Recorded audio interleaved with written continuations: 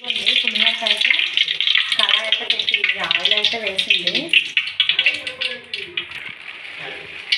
శనగపప్పు అయితే వేస్తుంది.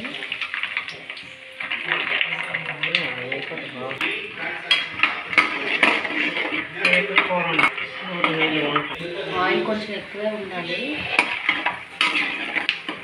బాగుంటుంది. మా అమ్మ అయితే బాగా చేస్తుంది. ఇదిగోండి ఇప్పుడైతే ఆవాలు పోపులు అవన్నీ పోపులు జీలకర్ర అవన్నీ అయితే వేస్తుంది.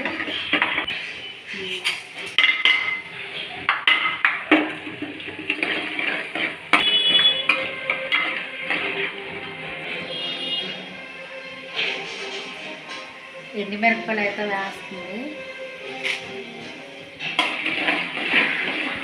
తాలింపులోకి అయితే ఎండుమిరపకాయలు వేస్తుంది.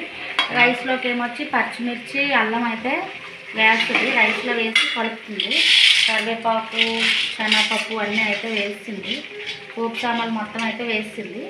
రైస్లోకి మాత్రం ఏంటమ్మా పచ్చిమిర్చిను ఇదిగోండి అల్లం అయితే వేసి కలుపుతుంది. కరివేపాకు తాలింపు అయితే ఇలా వేస్తుంది. ఇటు ఏమొచ్చి చింతపండు రసం అయితే మరుగుతుంది.